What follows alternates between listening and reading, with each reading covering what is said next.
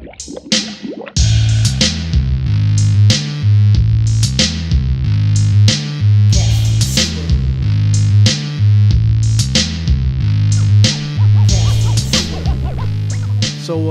I've never had the honor of meeting you in person, although I've had some great experiences in the past with bandmates of yours. I don't know if Aura filled you in, but like back in the day when I was a young kid, I played in a punk band called No Cash, and we did some shows with his other band, Leftover Crack.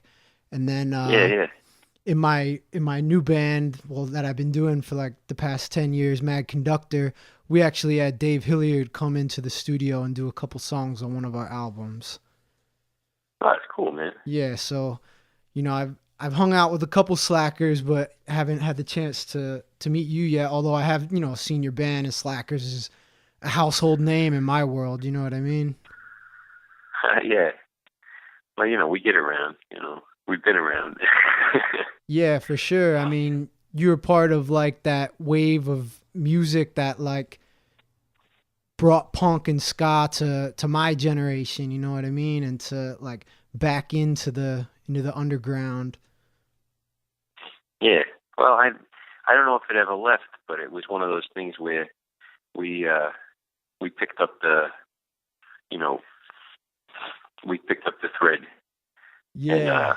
where we saw it happen, and we took it where we thought it should go, and because when I came in, when I discovered it, I was coming out of punk, and ska was just having kind of like a dip in New York.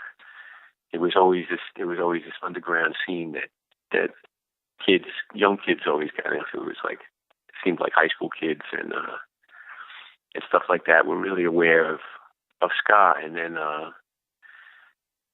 I just kind of found it at this moment, and I thought, wow, this is great.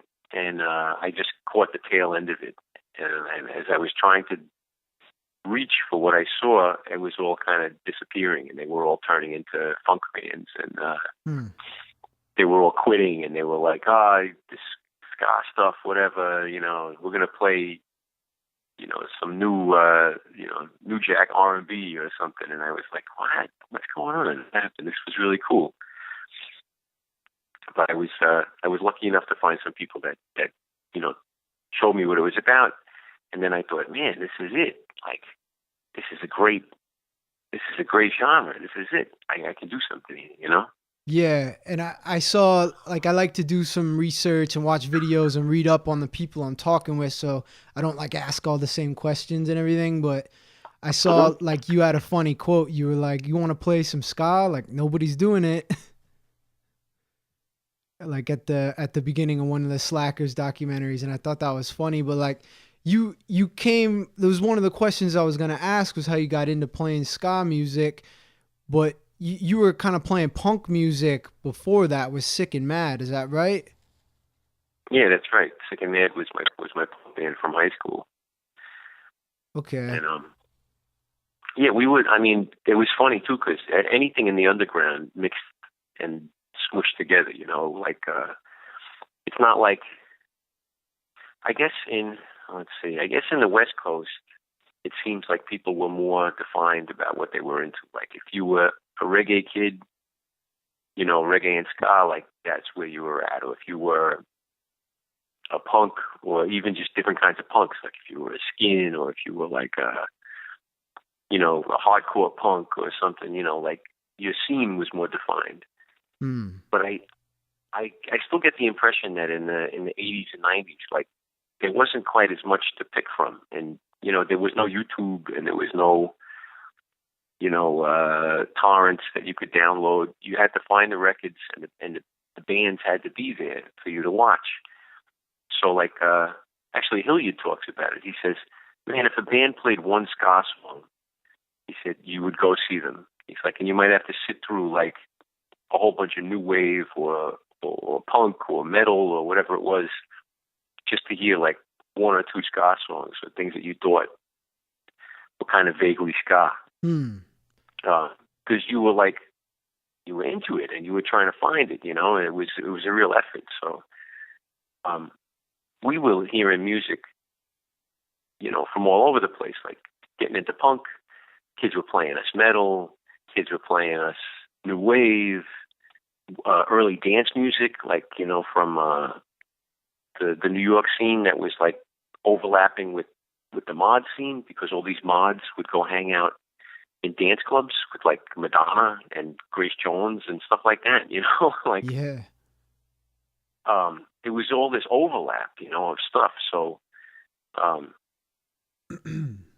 we were just hearing it. We didn't know what the hell it was or where it was coming from. It was like, I don't know, what is this, and then suddenly reggae popped up, and it was like, reggae, what is this? Like, it's all backwards. It's all upside down. It sounds like some, opposite music. And it took me a long time to get it. But ska and some of that stuff, like the boogie woogie stuff and the real early reggae, I got it right away because the beat is right there. It's like real driving, like, like early, like Prince Buster and Oh yeah. and those Dave and Ansel Collins, those kind of tunes. Like, I heard those tunes really early. The Al Capone song, Gangsters and all that. Yeah. Boom, boom, boom, boom, boom, boom, Yeah. boom, boom. I heard that stuff early on, and I was like, man, this is weird. Like, how come this is on a tape with punk music? Like, why is this in the same, world? Yeah. And it was weird. It was like, it's because I was getting the news from people that were like, they were hip to like English kids, so they were like telling me, oh, this is what's cool in England. You should listen to this because this is what punks listen to in England. It was interesting, yeah. Yeah, I did a podcast with Chris Murray, and he like related a cool story. I know your boys with Chris Murray, and yeah, he said it was like at the punk gigs, punk was so new, there was nothing for the DJ to spin between bands, so he was just playing ska and reggae records in between bands, and like there you had like the birth of ska punk, Yeah, that's right. That's right. Well, because like for example, I know this guy Scratchy, right? He was the DJ for the Clash, and he used to DJ at the all the early clubs that where they had punk shows, and he said that was exactly the problem. He said you had all these punk bands in the first couple of years, but they hadn't made records, and they all liked music. Everybody was into stuff, and he said you have to play, early rock and roll, blues. Reggae was right up there because reggae was practically like hip hop in, if you think about it, like in the mod scene, or in, it was like, oh man, this is deep, and this is like, it's exotic, like regular people that are regular English people aren't listening to this stuff. They're hearing it and going like, whoa, what is this? Yeah. And it was like a way for you to get in touch with like this like urban kind of immigrant like underclass that was edgy, and it was everywhere you looked, but you weren't necessarily it. You got these like white English kids that are like, what's the deal? Like, how do we go to school with these guys? What are they listening to? And, I feel like that's like with white kids that get into hip hop, like we all like kind of find it, like it's this revolution music, Yeah, you kind of want to emulate the underdog because they've got like a proud story, and a lot of good art and culture always emerges from those communities. And I wish I knew who to attribute this quote to. I think it's definitely from some like legendary reggae head. I'm pretty sure a Jamaican guy said it was like hip hop, punk, and reggae is the same style of music, just originated in different parts of the world.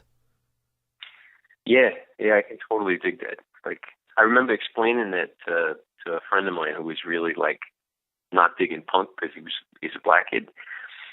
And he was like, man, I just don't get it. Like, there's no beat, and I don't like it. And, he just kind of was being closed-minded about it. And I could see that. I was like, hey, you just freaked out because it's a bunch of scary-looking white kids, and I understand. I said, but if you look at it, like, it's just blues.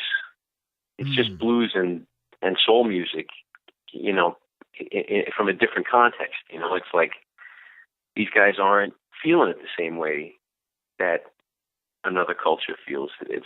It's coming out this way, you know, like country and you know, just kind of the white sound. It's like it's coming from a different set of things, you know. I Yeah. mean, there's a lot of country in punk, you know. There's a lot of country, and I guess when you look to the roots of country, it's like, where does country come from? It comes from like Irish music, and it's got blues mixed in. It's all kind of, it's got that English weird, that weird English music that we don't know anything about, that English folk music. You know, it's like somebody played me, somebody had a songbook of old English folk tunes recently, and they showed me this piano music, right? And I started playing the tunes, and I was like, oh my God, I totally get where the Beatles come from now. Like, Wow. I never understood. I always thought the Beatles just, you know, because nothing comes out of nowhere. Right. I thought, man, the Beatles, they really had something going on. Like, they just came up with these crazy chord changes and weird melodies. And then sure enough, go ahead, look at these English folk tunes from the whatever 1800s. It's straight up Beatles, you know. And it's like, oh, I get it. Like they took this, they mixed it with rock and roll and blues, and they came up with their sound, you know. That's very So interesting. it's kind of like that's, yeah. There's always some story behind it, but yeah, it's true. Things are originating from all different places, and it's just kind of giving them credit, you know, like. Yeah, there's an energy bubbling there, and the Beatles are such a phenomenon, but like it's kind of like what caused the Big Bang. There's got to be some energy that's just as amazing that which it created. You know what I mean? Like what was here before the universe. It's like all those influences, but I see the moving from punk into reggae is such a natural thing, and I'm so glad that those music styles are kind of married because like I kind of have a similar background from you going from punk into more like rock steady and reggae music, and then that Yeah. opening up my ears to all the things that influence those artists. So then getting into the jazz, getting into the blues, into Motown and soul music, and then it's just like the gateway to the infinite, you know? And I hear a lot of Yeah, that like totally. in your solo stuff is like everywhere, like playing blues and jazz and rock and roll. So was that stuff you were always into as well, or did you like find that after your time in punk rock? No, that stuff, that I always dug it, and I guess that's probably why I was attracted to the you know, I think that's what I heard when I heard the ska stuff. I thought, oh man, this is like the music that I like.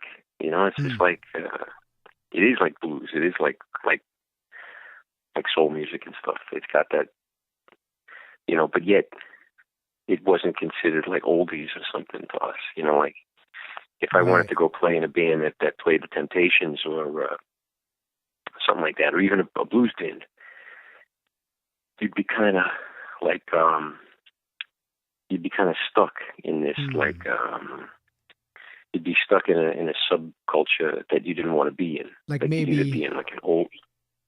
like it's a little hokey or something.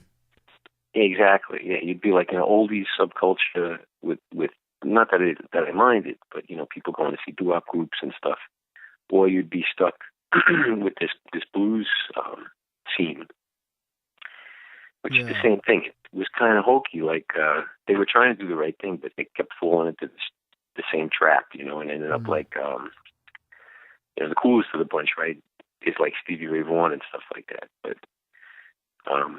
there's a lot that aren't quite as cool. You know? For sure. But Whereas Johnny that, Winter was really cool, you know, like for example, he was really great.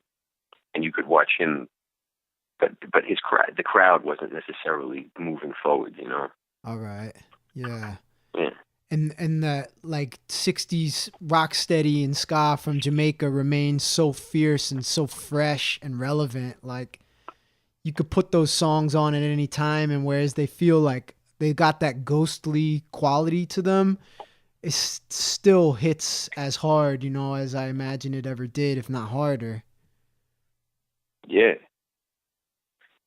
No, they're classic. That's this never gets old. It's like it's kind of like the Motown stuff or the blues stuff. You could put it on at any moment, at any time, and it has an empirical value. Hmm. I think that kind of brings me to where I found the Slackers, is that I think we started to realize that all the trends that were coming in and out, that how come hip hop gets old quicker than anything else? Like, how come the newest music seems to get old quicker Hmm. than anything? And yet I can play a record for you that's 30 years old and it's totally fresh and important and classic sounding. I can play jazz that's 50 years old, and it sounds really vital. And I think that's when we realized, oh, we should be going for this kind of empirical, value, and trying to go with things that have been like time tested and proven, and say, hey, this is what we're going to use as our building blocks, Hmm. so that the music doesn't get, like phased out, like doesn't turn like into a fad, No um, doubt. which I mean, naturally ska is so, ska and reggae are so underground anyway that people are going to consider it a fad no matter what, right? Yeah, and I think the great thing about it that I love is that the music is so simplistic that it really lends itself to being built upon. So like I took rock steady music and kind of put a hip hop and psychedelic spin on it. You took the rock steady music and put more of kind of like an American, like New York City rock and roll feel to it. And I think that's part of Mm. also what lends itself to that timelessness, is that it's ever evolving. I mean, we've got like, no one really says it, but we're kind of in like the fourth wave of ska right now? Mm. I guess, yeah. I guess it's one of those things. When you look at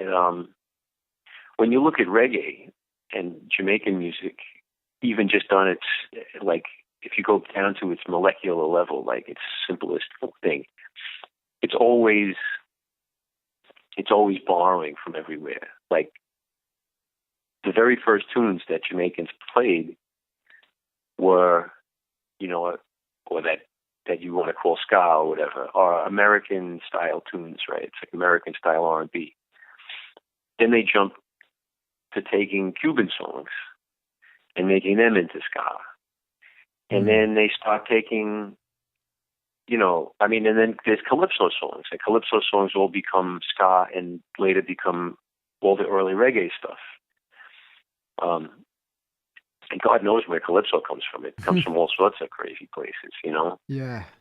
Comes from those English tunes again, and island tunes, and African stuff. I mean, it's just an amalgamation of all this stuff. So I guess to keep it going, right, we keep mixing it. We keep mixing it with things that we find. Yeah, and hope it works out. it's got that very like basic tribal feel to it, where it's just all kind of starts from a heartbeat. And like I remember trying to study calypso music, and I bought like a record, an old pressing vinyl, some thin vinyl, and it was just sounded like 10,000 steel drums being played at once. It was like the craziest thing I ever heard, but I could just picture everybody like dancing to it in my head, if I close my eyes and listen. But one thing I wanted to ask you about, you're a multi-instrumentalist, man. You play a lot of instruments, and I want to get into that. But maybe to start off, we'll talk. You play some accordion, right? Yeah.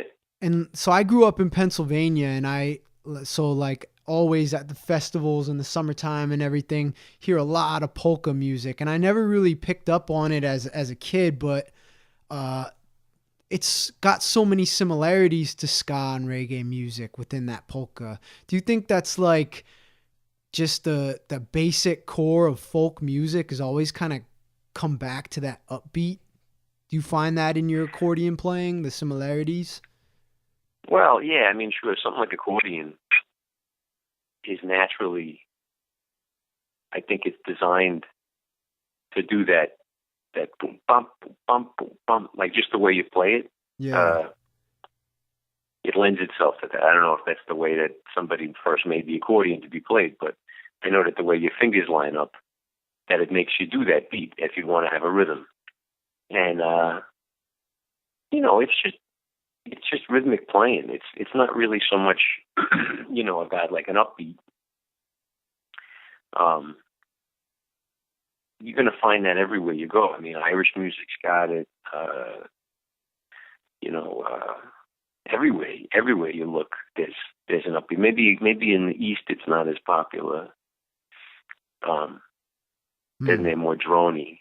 Yeah. But like I noticed one time, I took this class, right, and it was like Music of the World or something, and I'm studying like Korean classical music, and sure enough, what they're playing is a blues progression.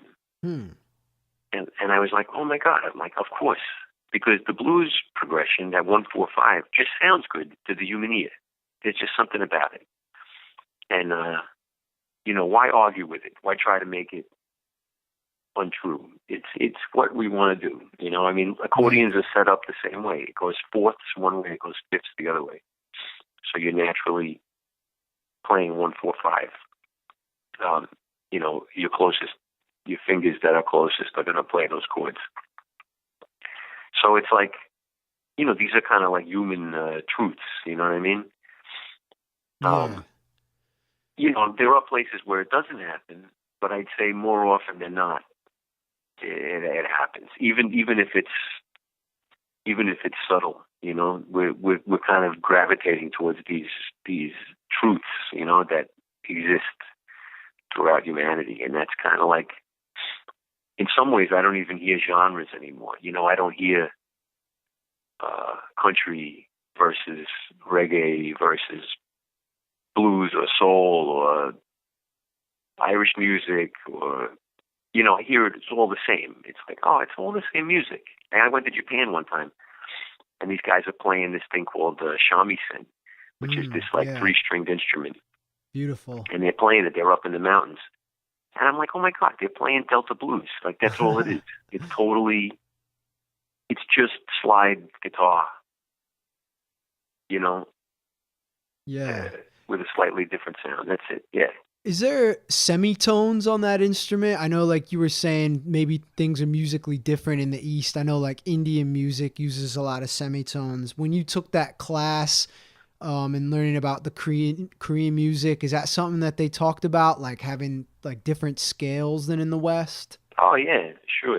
There's definitely different, there's different scales and stuff. But I mean, if you listen to Muddy Waters play slide guitar, he's playing semitones. There's a lot of his style is not about hitting the note dead on. Like one of his big things is sliding into the root note. When he starts a solo, he's always, he comes right up to that note, but he doesn't quite get it till the last second. And it's like, that's semitones, There's this African guy, I forget what his name is, but he's this African guitar player. And he's like, he says, oh, John Lee Hooker. He says, sure, he's an American blues musician. He says, but, he's ours. He's African. He plays African music. It's like when we hear it, we hear African, we hear our music. And I think the same thing. I think, yeah, John Lee Hooker, he kind of plays African music. It's true. It's just the way he plays guitar. Yeah. So, semitones and everything, they exist they exist everywhere. It's just a matter of how we, what we choose to use as our dictionary, Yeah, like even in a rock, an American or British rock and roll song, those bends in a guitar solo, there's passing through Totally, different semitones. totally, totally. You've got a pretty, Our ears are responding to all sorts of stuff like that. yeah. If there's not maybe as strict of a way of denoting what the play is, like it's still what it, it's still a semitone. But Yeah. you've got a pretty like formal music background before your punk rock days and all that. So what I read was you as a young kid were singing in opera. Is that true? Yeah, I had a. It was just because I could sing. That was all. The school, they had some folks come around and they were grabbing kids to sing in this chorus, and like the boys' chorus or something. And they just wanted people that could sing in tune. And like I was one of the kids that, you know, the five kids in class that could really sing in tune without much of a problem, you know. Hmm. So they said, "Hey, you want to try out for the opera?" I said, "Yeah, sure." My grandmother listens to opera. Yeah, I like it. Sure, I'll check it out. And my parents, of course, my mother especially, was like, "Oh, that's wonderful," you know. Yeah. It was cool. I mean, I got to hear a lot of good music, that's for sure. And yeah, I probably did get some kind of training so far as I don't know, uh, singing scales and stuff, but it wasn't anything. It wasn't anything crazy. I never learned how to read music properly. I've always kind of skated by just on my ears, you know. Oh, really? Oh yeah, like piano and everything. Like they tried to give me piano lessons when I was a kid, and I just wasn't into learning. I wanted to learn other people's music, but I just didn't have the discipline to learn that discipline, to learn the reading. So I knew I could skate by just listening.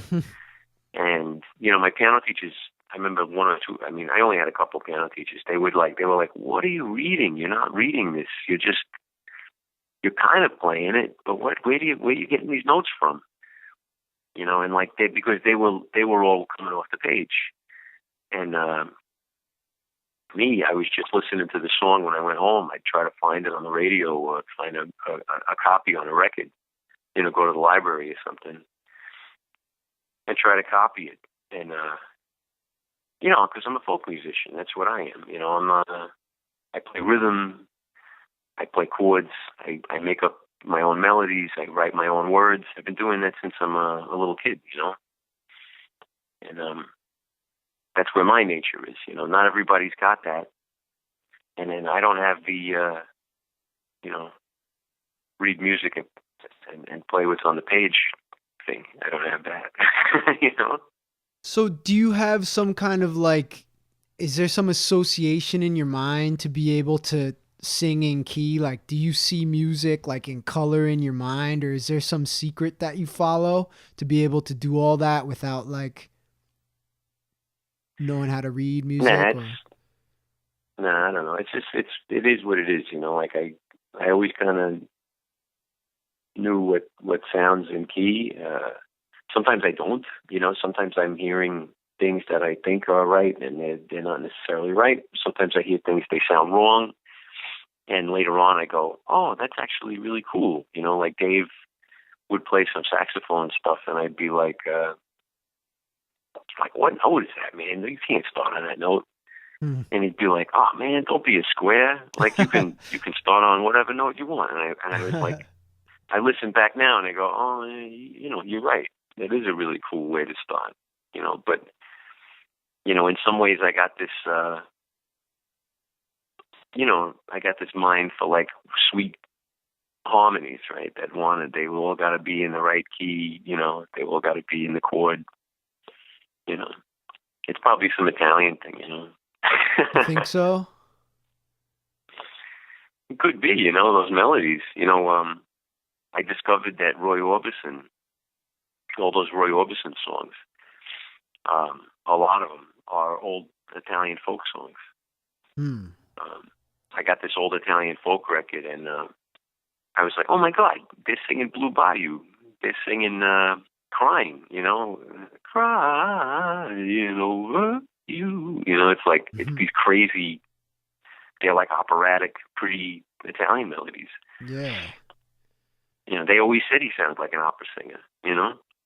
Well, that's what kind of sets your band apart too, because like in ska and punk world, it's like you've got singers and then you've got people who can sing, you know? And I think that's one reason when people like talk about the Slackers, they like really love the vocals and the singing and the harmonies. Hmm. Yeah, we always kind of felt, I think we always felt like we were a little bit under the average so far as harmonies. Like we were just kind of trying our best, and that there was bands that could do it better. Like, you know, we came up around the same time as Hepcat, so Mm. we heard Hepcat and we went, oh man, like they really do it. Like they really got the harmonies. And yeah, we realized too that they were faking it too. But um, you know, we were like, I don't know. I mean, let's try. Let's see. We can get it. I always felt like you know, my singing is not perfect singing. Like I didn't want to be a singer, and I didn't want to be a choral kind of a singer. You know, my favorite singers are guys like Mick Jagger and Bob Dylan, and in reggae it's like, you know, guys like Prince Buster and Derek Morgan, and I love the way Lee Perry sings, if you can even call it singing, the way he kind of sing talks. Oh Like yeah. he's almost like a Dylan character. Him and Prince Buster are both like, they're like Jamaican Bob Dylans, you know. Yeah, They kind yeah. of just say weird stuff and kind of talk it in a weird way that everybody likes, and they sound really good on a microphone. And you know, I always thought that was Dylan's qualities, that his voice sounds great on a microphone, like it really cuts, you know. Yeah, And yeah. Yeah, I kind of like based my rapping voice off of Prince Buster a little bit. Like yeah, kind of a mix between Prince Buster, Tim Armstrong and Q-Tip, maybe some Method Man like somewhere in there. But I always loved yeah, how he projects his voice. But you live in a glass house, so don't throw stones. You know, like he just yeah, right, you like you're right. It sounds nice on a microphone. Like that's the perfect way to put it. yeah. And he's funny because he knows, you know, he's honest about his abilities. And I think that's what we find with punk, and I think that's what we find with two tone actually. You know, the two big bands out of two tone. I mean, the two, I guess, two of the big bands, right, would be the Specials and Madness, right? Hmm. Both of which have singers that don't really sing. You know, like Terry Hall doesn't really sing, and Suggs definitely doesn't really sing. He kind of talks, but it's all personality and it's all attitude and it's all passion. You Yeah. know what they get across. Um, and I think that's, you know, I think that's what it's about. You know, same with guys like Mick Jagger. You know, I mean, he can sing, but he doesn't really get the notes quite right. He gets around them and he makes it sound really great. And it's relatable. You know, people can shout along with it. People dig it. You know what you're throwing out. They dig what you're giving. You know. And you put humanity into it. So like when you're singing, like you got the Bronx in your vocals, you know? Like when John Lennon was singing, he's got Liverpool in his vocals. Like it's Mm. there and it's relatable. It's like not so robotic as like uh like a doo-wop group or something where it's just like the people are basically playing their vocal cords like instruments, you know? Yeah. Yeah. Anything that's got soul. You know, anything that's got a personality. That's what you gravitate towards. And it's right. It's not about being perfect. You know, you try to be as good as you can be, and you try to make it as pretty or as ugly as you want it to be, depending on what you're going for. You know, because I mean, I love the Ink Spots as much as anything, and the Ink Spots sing some harmonies that are impeccable. You know, like, you know, and the guy is a black guy that sings like, I don't know what the hell his accent is. It's like he went to some finishing school, and you know, he's trying to pronounce the words like too perfect. Hmm. but something about it is cool. It's cool, like you were saying. It's kind of creepy and ghostly, like something from another world. Um, the reggae guys, a lot of them. I mean, if you try to hear them talk, like Bob Marley, for Oh example, you yeah, know, he needs you hear him subtitles. talk.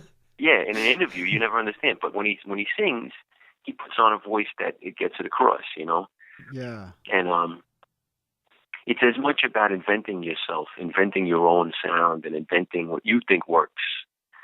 Um, you know, as anything. I mean, I was reading about Joey Ramone one time, and people were like, his friends were like, "Man, I don't know what you're doing, but keep doing it."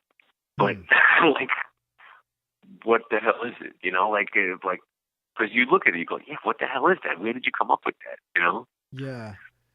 It's kind of like what somebody said about Billy Joe Armstrong is like it sounds like an American guy imitating a British guy imitating an American guy. Yeah, that's right. That's right.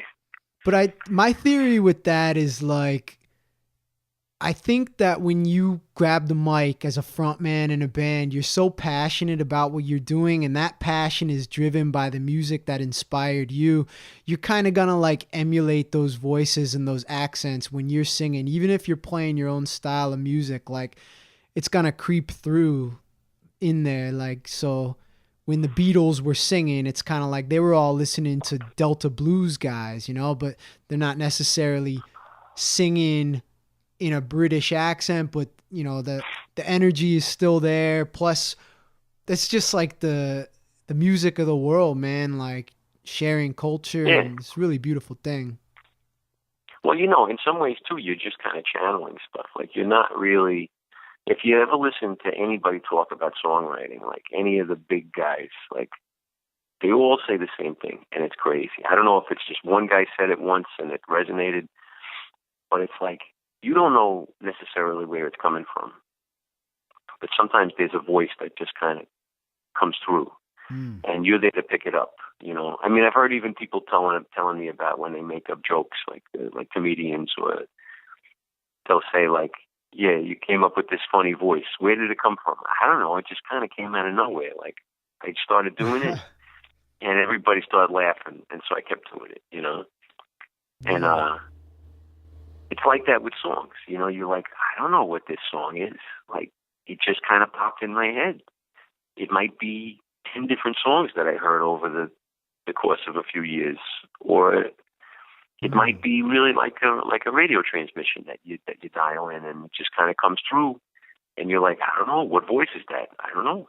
It's just, it is what it is, and that's how it comes out. And then it's a matter of, you know, I guess then it's a matter of just making sure you're not copying somebody else's style too hard so that it's hokey, or that, you know, whatever you're doing, it's working. You know, you're doing it justice, and you're not just being a dummy about it. You know, so Yeah. that's where it comes. Well, I like what you That's where the said, taste man. comes in. I like what you said, in that it kind of makes me think about like, when the best lyrics come to your mind, you almost don't even want to take credit for it. But then they interview some schizophrenics and they'll know things that, how did you know that? There's no possible way this person could have known that. Because I believe that there are like you said, radio frequencies, different elements in our atmosphere that we don't perceive tuned to the frequency we're at, but somebody with like a mental condition like schizophrenia or a schizoaffective disorder, like maybe they are tuned to that frequency and there's a lot of musicians that have those kind of mental disorders, and so there's kind of like Yeah, totally. there's like a fine line in between that, and I have a friend who's institutionalized now, and it crosses my mind almost every day, man. Like, that was one tweak, one tweak of the knob. That was me. You know what I mean? Like we always Oh yeah. wrote music together growing up, and it was just like, yeah, it's crazy to think about, man. Like we think we're so evolved and understand our environment, but there's really so much that we're so primitive still to a lot of things Yeah, like I mean, that. there's not a lot of when you're in your creative mind, when you're in your creative space, you're making all these connections that other people don't make, right? Or that's what an artist is known for, making these connections that the average person doesn't make. But then somehow they have a logic to themselves, right? And that's what being crazy is. Or that's what being a great poet is. If you're talking to somebody and they keep changing the subject, but it kind of makes sense. It's kind of what you last talked about, but you kind of can't continue the conversation. People go, "Oh man, that guy, what's the matter with him? He's crazy." But if you do that in a poem, you're a genius. Hmm. You know. Yeah. So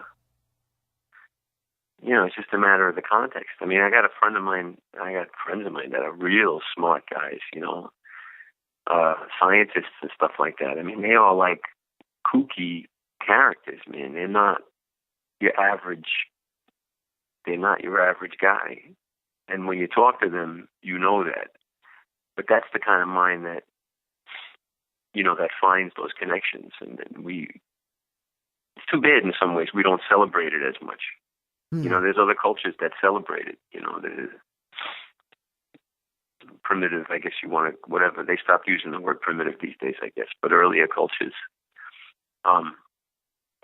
guys that were a little wigged out were considered like mystics and stuff, and they were given a little bit more credibility, and with us, European society is a little strict when it comes to stuff, and it's like, man, you're not fitting into the thing. Like, I don't know if it's because we're based on like a culture of sailors and stuff, and you're stuck on the boat together, or whatever it is. They're like, man, this guy can't be on the boat. Like, sorry, buddy. Yeah. I don't know what it is. Or maybe it's like those mystical people are kind of scorned in their lifetime, but then like their innovations and ideas are later on celebrated as something like that the mainstream kind of came up with. Totally. That's totally it. I mean, every thought starts as a revolutionary thought that nobody agrees with and everybody puts down. Yeah, like I think that's kind of a human thing. We were like, no, you're not fitting into the thing we made here. We made a little box and you're not in the box, Yeah, but it's like maybe there's never any progress without that little spark of insanity to kind of question everything that's going on around you, whether it's music or culture or science. Yeah. Oh yeah. I mean, that's it. That's what it is, and we try to drive ourselves insane, right? I do it for the sake of music, but I mean, there's other people that are doing it for math. There are other people that are doing it for, social sciences like anthropology and stuff like that.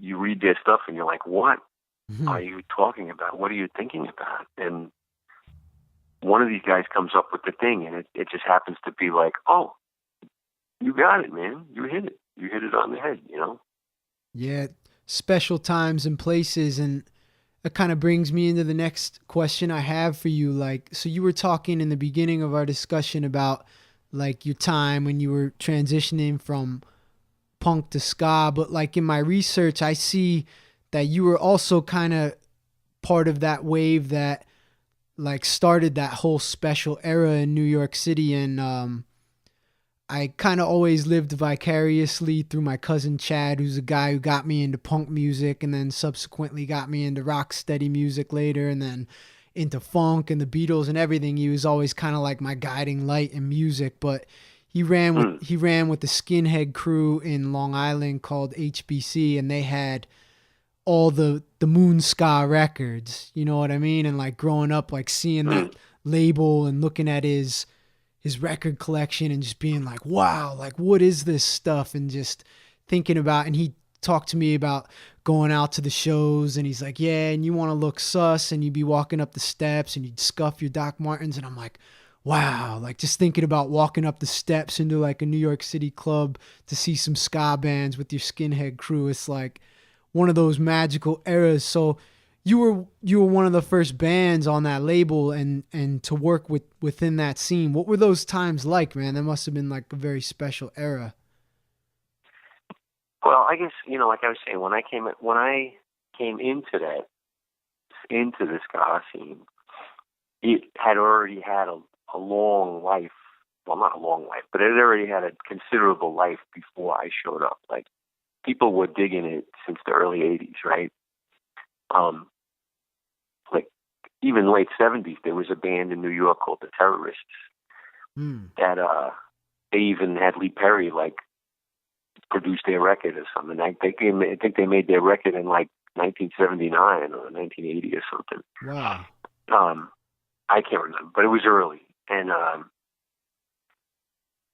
so there was a lot of kids, and they were really, I guess they were more Anglophile. They were more of what you're talking about, like the Doc Martens and like, dressing the part and like the kind of rules of of what's cool. Like, I remember guys telling me, oh yeah, if you're really cool, you got to have like one piece of clothing that like you can't possibly find in America. You got to have some like sweater that's this kind of like a stitch that, you just, it's obviously not American. It's English, it's Scottish, it's Irish, whatever. Because everybody was Anglophile because we were getting the music from Britain, right? Two-tone was really what was happening. And I guess it's like with the Moon label, Moon was trying to evoke the same thing that Two-tone did. Like, he was trying to do the same kind of thing, like make it a club, and if you had all the, if you were hip to it, you had all the records, and you liked the right bands, and you go to the right shows, and it was like that scene, like that mod, all comes out of the mod scene. Everything, I think we all wanted to be Quadrophenian, like watched Quadrophenian as if it was some kind of Bible, and it's like, okay, this is what we want to be. This is how we behave, and I realized that as time went on, that kind of went away. Even the two-tone fanaticism went away. I love the Specials. I think the Specials are like the band that if they weren't around, my life would have just been so much less interesting. I wouldn't be doing the things that I do. I wouldn't be acting the way that I act. Like, a band like the Specials really was important to me. But people that I meet now that are younger and get into ska, they don't necessarily love the Specials the same way that I do, or they don't necessarily love two-tone the way that I do. They see something different. They actually like music that comes from before. They like old ska because those records are available now. They like a mixture of different kind of music, and I'm like, wow, that's really cool. Like, so that Moon, that 1980s scene that I caught the tail end of, yeah, it was cool. It was cool. It was edgy. It was, there was, New York punk was still happening, so you were still rubbing elbows with, the first generation of New York punk. And, skinheads were there was a variety of skinheads, like, it wasn't like, there were hardcore skins, and those were the first guys I ran into, and I kind of thought, well, they're not, some of them are friends of mine, and they're okay guys, but they're not the scene I want to be a part of. I liked the kind of more weirdo punk, artsy kind of thing. But even them, a lot of those punks, they were off on another mission, It was like, I don't know, when I found that New York scene, it seemed like the right mixture of like 70s punk and like, Secret Agent and like, Yeah. It had those elements, it had the Blues Brothers in it, it had things that I thought, oh, that's cool. I like that. Like the Scofflaws. When I saw the Scofflaws, I thought, God, these guys are they're like the Blues Brothers band. This is like, but it's cool. It's not hokey. It's like as cool as it gets. You know, it's not something you're going to see in Hard Rock Cafe. You know. Yeah. It's really cool. You know, like, these guys are as cool as it gets, and they're playing some music that's like it's like a Mack truck, like rolling over you. So, you know, the early scene that I came into, it died off not long after I got there. But there were kids that were crazy. You know, there was danger and there was excitement and there was, you know, bar fights that exploded into the street, and it wasn't good. It wasn't good for the ska. You know, we couldn't have ska shows in a lot of bars. Wow. After a while, and it was like, this sucks, you know. But the Slackers picked up where, you know, that left off. We took what we liked from that, and luckily found a bunch of people that really like what we play, and so I kind of seem to have a similar mind about things. Like our tastes all grow together, and when the band gets into something, we notice that the people that come to the shows are also finding out about it. Like we're all on the same page, you know? And, yeah, we're not as tied to the fashion, though I sometimes miss that. You know, I miss seeing a bunch of scooters outside the show. I miss seeing kids showing up in like parkas that they've painted on the back of, you know. But there is some things that got a lot cooler. It's not as cliquish. It's not as clannish. You know, it's very open-minded. You know, if people want to show up in a suit, they show up in whatever kind of suit. And it actually got a lot cooler than it used to be. You know, it's not all checkerboards and crap. Now it's, you know, thanks to, like, I don't know, people getting into shows like, I don't know, Mad Men or something like that, people actually found out about what looks cool again. And it's like, hey, that's cool, man. You know, it's what's cool to me. It's what's cool to me, you know. Yeah. I'm sure that everybody else is looking at the Slackers and they see 100 different things, you know. Well, it's cool that you were born of that scene and then like kind of emerged, you know, when maybe a lot of bands from the era kind of died off in like the third wave. Y'all were just like starting to cook at that point, really. And yeah. Like the big thing, I don't know like if this was huge for your career as I think it is, but like in my mind, one of the things that changed like my whole life, man, was that Give 'Em the Boot comp. And I know that you had two important songs on that, was Watch This, which is where I think a lot of the world was introduced to the Slackers. And Policeman, which is like, I gotta say, man, like one of my all-time favorite songs, and actually was like my personal theme song for a very long time. You know what I mean? Like, awesome. That song just painted the most vivid, like dark alley kind of, just so relatable to me. The chord progression and the melody and the lyrics and the haunting organ. And organ is it's like one of my favorite instruments, man. The way it sounds. My grandfather was from Brooklyn. He was a big band player and he had a Hammond organ in the house. So just like, always hearing that growing up and loving the sound and the connection with ska and big band. And but that song, man, like what's the story behind that song? I got to ask, because it's been such an important song and I've based a lot of my writing on it too over the years, man. Oh, well, that's like, that was a song I wrote at the end. I mean, Sick and Mad never ended. Sick and Mad still makes music. We still make records. But that was a song I wrote at the end of a busy time for Sick and Mad. Like it was like, oh, it's a punk song, you know, but I'm finding out about ska and reggae, and I was writing a lot of stuff at that time. That was at the beginning of the Slackers.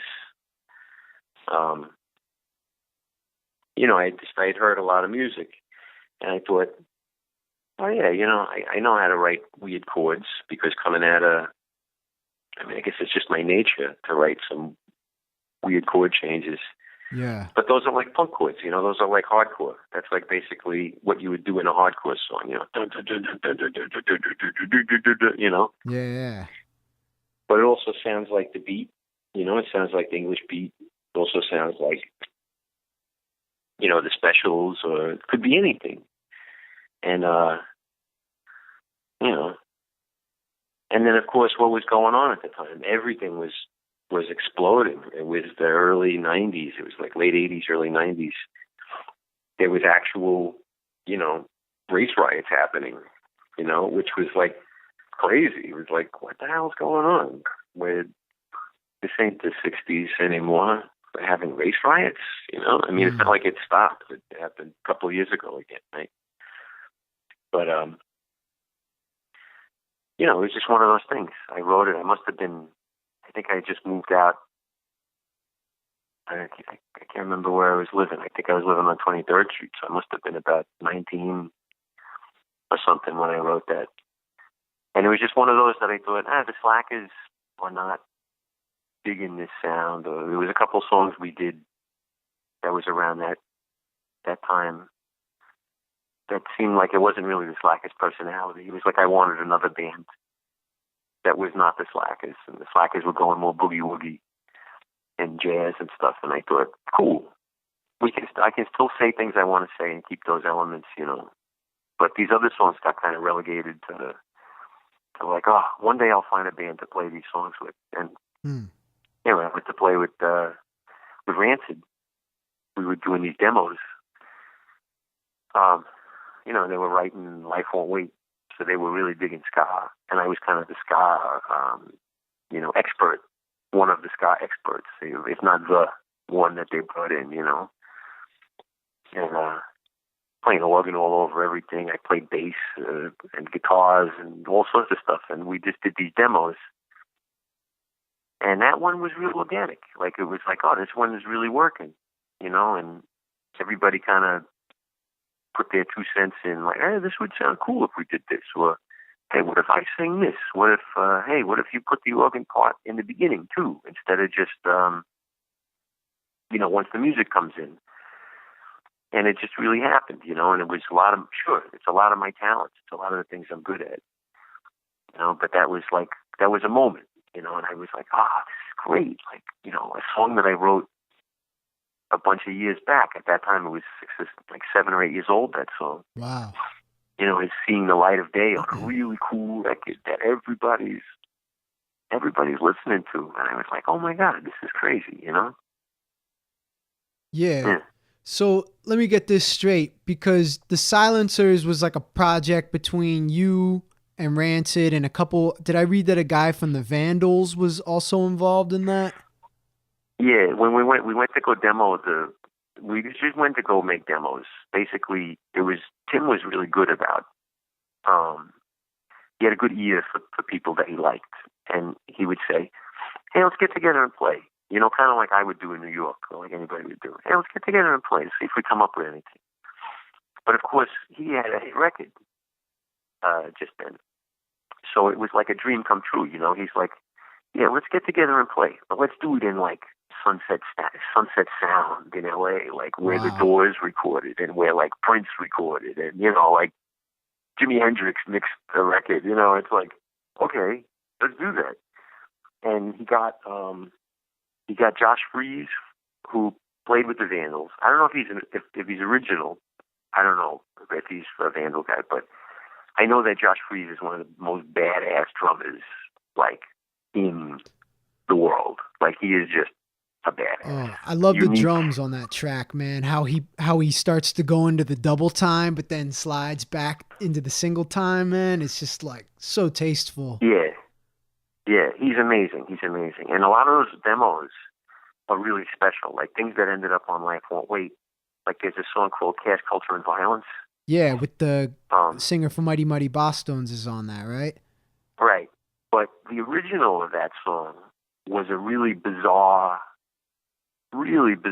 take. It was just really weird, and I always wished that somewhere it would come to light, because the drums and the piano and the stuff that we did on it was really unique. It was really strange, and that's kind of what we were working on, was to make this amalgamation of things. Tim was having like a huge creative burst at that time. You know, Oh he was just yeah. writing songs and songs. Me too. I had songs and songs and songs. I brought tapes and tapes, and we listened to stuff, and we hung out, and I played all my music that I had to these guys. I was like, what about this? What about this? You know? And some of them turned into rancid songs. You know, and that's how I got a bunch of writing credit on, I mean, you know, Life Won't Wait. I wrote like 3 or 4 of the songs on that record with them. Yeah, that's incredible, man. That's my favorite Rancid record and another like huge influence for me. So when I was wondering like why wasn't there ever a Silencers album? I mean, I know there's a lot of the demo stuff Yes. on YouTube, but then I realized that's because a lot of that stuff became Life Won't Wait. Yeah, and it's also, I don't really know what the reason is. To be honest, it is one of the mysteries of, to me, you know, why those things never got released. You know, there's a lot of good music there, a lot. And it was, when they recorded Life Won't Wait, they made about 3 records worth of material. Even if you just count songs that, you know, it's not just versions of the songs. I mean, there's just totally forgotten, unused songs that like are just laying around, and they're great. They're great. A lot of them are really great. And I don't know. I don't know if it's that they just wanted to make certain choices stylistically. They wanted to be like, this is the direction we're going in. You know, I really, and a few people, we made recordings under the name The Silencers, and it's great stuff. It exists. You know, it's there, waiting to be heard. You know, it's waiting to be mixed. I hope the tapes still exist. You know, I wish I had them on. I wish I had them on cassette. You know, but I don't. Man, that would be a great. If I had them on cassette, they might be on YouTube too. You know. That would be a great show though to see, man. And I noticed like there's a few different versions of that Policeman song, and the lyrics are always kind of different. Like I even saw a live version you did with the Forthrights, and it kind of seemed like you were almost freestyling the second verse. Yeah, totally. Well, because the second verse always ends up. I got the first verse, right? I guess that's one of the things too. I always had like the basic song, but I think the second verse was always kind of weak or something. Like I never quite had it. So everybody I sing it with, I always let them take the second verse. Oh, that's cool, man. And be like, do your thing, express yourself. Like, let's see what happens on the second verse. And everybody comes up with some awesome second verse. Oh, you know, hell I mean, yeah. Like you a know, Pitbull who buried his treasure.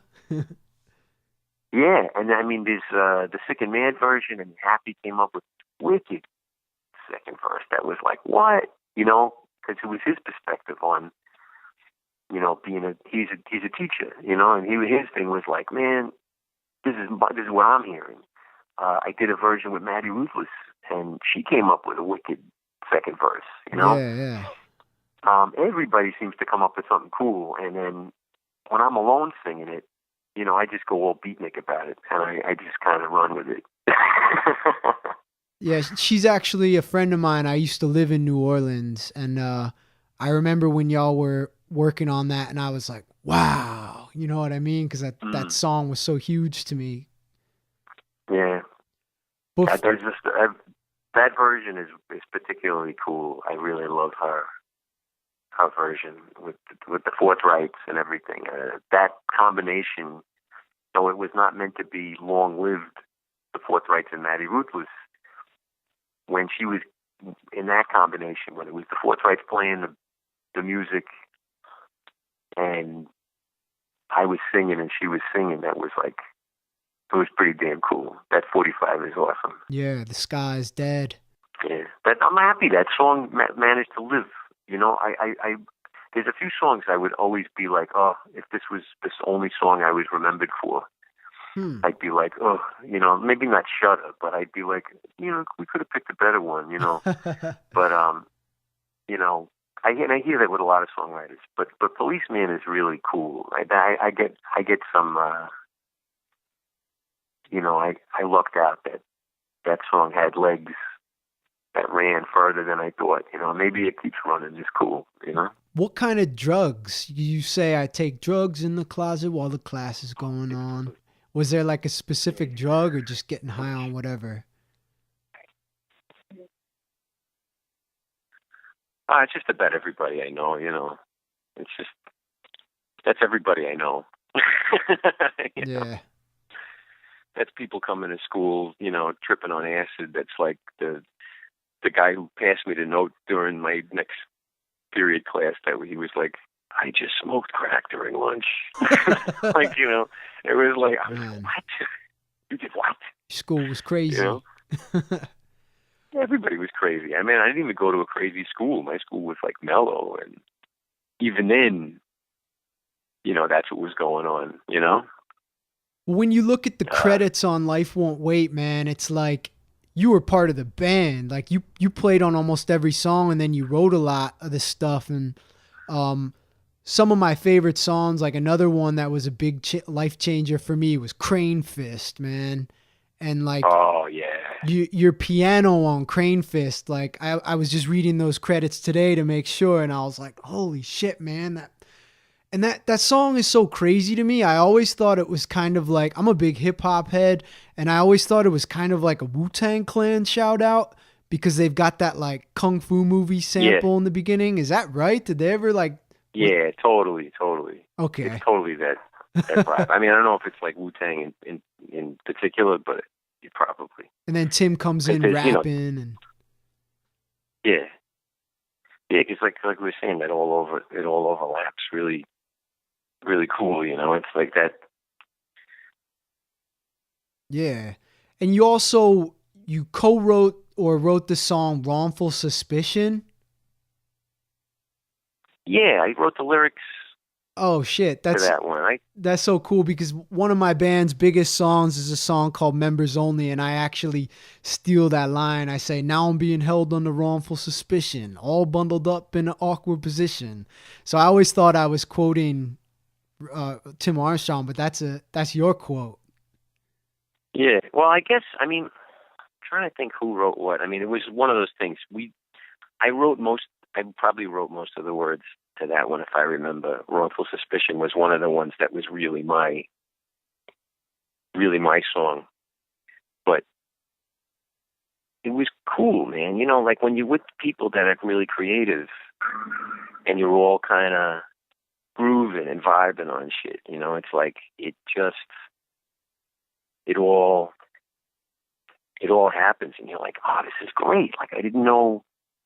Like with that Crane Fist, I didn't know I had it in me. You know, I know that that's what I play, but they were like, "Go ahead, try to put some piano over this." Or I said, "I think I got a piano part for this," you know, and it was like some weird jazz thing that I learned, you know, 2 years before, but suddenly it all made sense, and it was like, "Oh, that's great! I don't know what I did just there."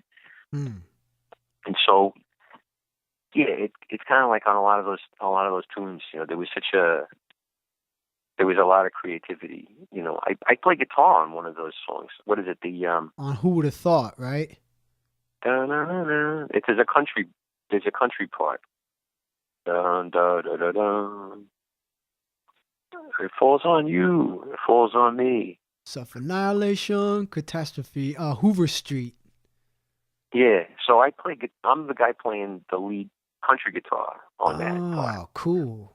Because, like a lot of things, I would come up with parts. Like I played bass on all the demos, so like Matt Freeman always busts my chops and says, you know, I had to learn your bass parts for a lot of those songs. He says, what the hell am I doing learning your bass parts? And I'm like, Matt, you know, I'm flattered. I'm like, you know, what can I say? I'm glad that I could help. You know? Oh, that's classic. But nobody could play the country guitar line, which I thought was so simple. And I thought Laws, for example, he's a great guitar player. You know, now, I can't play anything that Laws plays. For some reason, I had laid down the country guitar thing as a a part that I heard, and they said, "Yeah, Vic's works. Keep it." He's That's playing really this big cool. old fat Gretsch guitar and sounds great, and just leave it, And so I ended up being, I thought it was a real kick. Yeah. Where did you track all that stuff? There's it's a couple different places. So I guess most of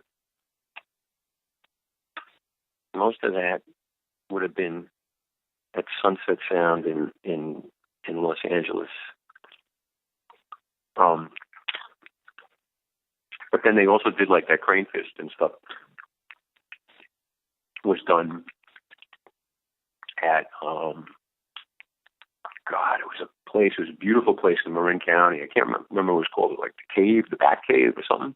Cool. Like a secret studio that, man, you'd never find it. It was crazy. Overlooked the canyon. Beautiful. Wow.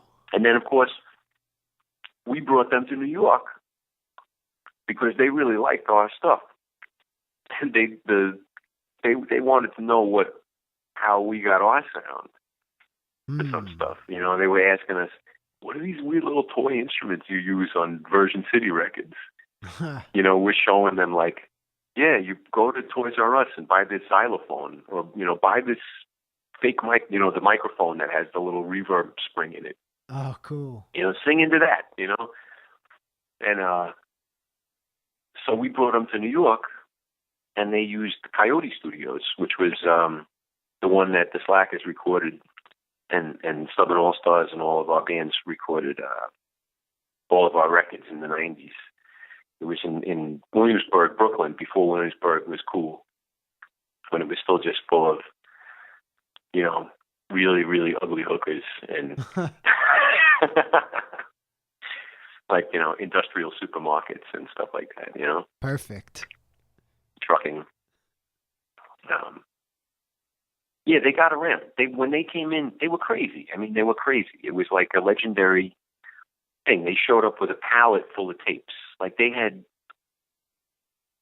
a truck pull up, full of tapes, I think, and it was crazy. It was like, this is what Life Won't Wait is being made. They I don't know if they thought they were making the White Album. I don't know what, but, they were doing it. They wanted to do it. They were living the dream, and hey, it's cool, man. I was happy to be a part of it, man. They had all. I hope someday that those tapes come out, those crazy horn parts, and they had gospel singers on different songs. I mean, it was crazy. They went nuts. It was cool, Yeah. Not all of it was great, but I mean, some of it was great, and it just kind of got like, forgotten. And that was like the only time they did that. And then after that, it was just kind of like a return back to the punk roots. So it was like such a fluke, but such a special moment in music history, rock and roll history. It's really cool that you were a part of that. How did you link up with Rancid and Hellcat in the first place? Was it just a product of shopping your tapes, or? Well, it was like there was a show in New York. Actually, we were at Coyote making a record, and somebody had called up and asked if they knew a trombone player. They were calling all the studios in New York. Does anybody know a trombone player that would be comfortable playing punk and ska? And there was nobody that we knew except the guy from the Southern All Stars. There was Jeff Baker, and Django, they call him, right? Mm-hmm. And he got the gig. He brought the Southern All Stars record along with him, because the first record was out. And they asked us to come on tour in Europe. Wow. I guess they listened to the record and they liked it. They said, "You want to come on tour in Europe with us?" And we all said, "Yeah, we'll go." And we went on tour for 2 weeks or 3 weeks with them in Europe. And in the process, I think the first night I walked up and I said, "Hey, they rented me this really great organ. and I hear you got organ on your record, and you know, I'm happy to be the organ player if you need one. So they said, yeah, sure. First night, you know, I listened to the songs. I mean, I had heard Time Bomb on the radio, you know. So I was like, cool, I can play along with this. And, you know, next thing you know, I was playing organ with them every night. That's amazing, And, man. yeah, and then they asked us, then they liked it. And they said, oh, we're doing Lollapalooza next year or next, whatever, in the summer. Why don't you come and play with us there? Because we could use the big sound. And then they asked the horns if the horns wanted to come. I mean, just went like that. It went from thing to thing. They liked us, you know, we became friends, you know, and we started to understand each other musically and appreciate each other. You know, and then it was cool. The Hellcat started, and it just went from there. It was just, you know, somewhere between fate, dumb luck, and you know, whatever. Yeah, that's a super cool story, though. I didn't realize that's how the connection was made. It's cool. It's Yeah. like a lot more organic than just like sending somebody an electronic press kit, you know, and maybe getting a reply or something. Oh yeah, no, it was all. I remember when Jeff went to do the gig with Rancid, and he said, "I'm playing with this band. I don't know what it is, but you know." And I remember thinking, "Oh, that's the band that's got the Two-Tone song on the radio." And I thought, I'm going to go and watch because I want to see what these guys are about. And I felt like it was something important. I remember I just went to watch. It was at Roseland, which was a massive joint. You know, I remember Roseland. And I don't know. I guess it was like that was probably the night that it all clicked, right? That was the crux, the moment to like, phew, here it goes. Like we're handing off the CD to the band, you know. Wow. But yeah, I don't know. You could say that was the moment, but then there was so many moments, right? Like we had to go make the record, or like how about years later when, you know, whatever, I said, yeah, sure, I can fly out to California and do demos with you. Like, you know, there's all these moments that happen. They are organic, you know? Yeah, hell yeah. So were you playing Yeah, in Stubborn All-Stars when they did that I Wanna Riot cut for the Beavis and Butthead movie? Yeah. That was the tour that we were on Lollapalooza with them. So Stubborn All-Stars were still happening, and it was Dave Hilliard, Jeff Baker, and I think a sax player, El Hussey from Stubborn All-Stars at Skinnerbox.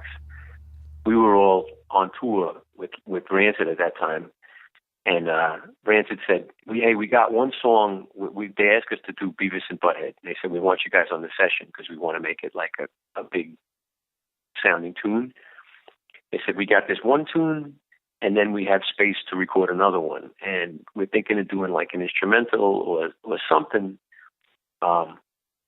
You guys want to come up with anything? You know, you got any ideas? And so we started throwing tunes at them. And we started to write some songs.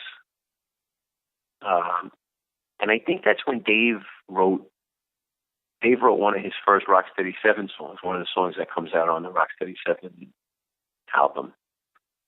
You know, we had written to be like, hey, what do you think about this? You know, like this is kind of you know, some kind of fun, you know, chase scene song or whatever. We were like, we don't know what you guys want, but you know. Cool. Yeah. Yeah, I love that Rocksteady 7 stuff too that Dave did, the United Front, and yeah, just everything, man, of that scene you were with during that Give 'Em the Boot era. Like, just a lot of gold coming from your scene in that time, man. Between like I remember the Skinner Box track on there, the Dave Hilliard Rocksteady 7, Stubborn All Stars track, the King Django had a track on there, didn't he? The Did he do that open season song? Oh yeah, I think that was that Stubborn All Stars? Was that Stubborn I All think so. Stars? Yeah. I think. That's a Well, you gotta badass see, song like, too. so dig that song, that record, right, was put together by my, I guess she was still my girlfriend at the time, but she was my girlfriend, and she made such an impression on everybody. She had this magical quality, and probably still has this magical quality. But she came on tour to like visit me, and by the end of the tour, they were asking her if she wanted to run Hellcat Records. Oh wow. You know, she had this thing. I don't know what it was about her, but so when they put that record together, she was super, super instrumental in finding the bands, in making the order. She had a vision. She saw that something great was happening in music. And she saw all these bands that had a connection, whether they knew it or not. How is it that the Slackers and the Pie Tasters and U.S. Bombs and Dropkick Murphys and the Scatolites and some Mexican band from L.A. called Union 13. Union 13, and, yeah, that track is wild. How is it that we all make this great record together? How is it that we all belong on this album together? Made so much sense. Yeah. Yeah. And she actually was trying to get Flogging Molly on Hellcat before she left the record industry. She was trying. She was like, man, these guys are it. You should get them. She was a great A&R mind, a great visionary. And, music industry isn't for everybody, and was kind of killing her, Yeah. But, I give her, she deserves a lot of credit for that stuff. The Wicks was, her name is Chrissy. Wait, that's Wicks? The Wicks, yeah. Well, we credited her as the bass player on one of those songs, the Wicks. On the Policeman song, right? I was wondering who is Wicks. Yeah. Because I'm playing bass on it or whatever, but I was like, we'll put the Wicks down, because it was also, we shared, like, we were close, we were real tight, so we even shared a nickname, the two of us. We didn't know who was who. All right. Like, but anyway. Benifer or whatever. Bradgelina. Right. So was she then instrumental in getting, like, if you follow the family tree back, it was always like, what is the connection between that, like, squat punk scene? How did that get involved with Choking Victim being on that album? Because y'all shared members between Agent 99, like players going on to play with the Slackers and then guys going on to Choking Victim. So was that all part of that as well with the Wicks? Well, I guess we were all part of the same scene. Choking Victim, I don't know how they managed. I think they just kind of like found Tim on his own. Like he was, because he was a real fan of the squatter punk thing and all that kind of stuff. I think him and Sturgeon found each other on their own. Okay. And that was a whole other story. Like getting that record finished was like unbelievable. Like, Choking Victim turning into Leftover Crack, getting that first record done was like, took forever. Like, couldn't believe it. Yeah. But no, she was the one that when they were looking for bands, she kind of was the magic touch. Like she said, okay, you need Hepcat. You need to have the Pie Tasters. You need to get the Scatolites. She had toured with the Scatolites before. Okay. She said, these bands are part of your scene. You don't know it. And you don't realize that this is how it all works together. And it's not just the obvious ones, because I think to us, or I think to a lot of people, you would think, the Boss Tones, are an obvious connection. But everybody knew that. Everybody knew that they were a weird kind of punk ska thing. And in some ways, they had less in common with us taste-wise because we were all trying to be old. Slackers were trying to be 60s and 70s. Yeah, We're trying to be 60s and 70s, I never you lumped know? the Slackers in with the third wave. That never made sense to me. It was like always y'all had your own sound. It wasn't third wave ska. It wasn't Real Big Fish. Yeah. It wasn't Skank and Pickle, you know? Uh, No, no, not at all. I mean, we did not consider ourselves part of that, even though guys like the Boss Tones did us great turns and did us great favors, uh, helped us out in ways that were loving, you know what I mean? And never, I think in some ways they looked at bands like us, like Stubborn All Stars and Slackers, they kind of looked at us like, wow, you guys are doing something that we don't do, Hmm. and we like it.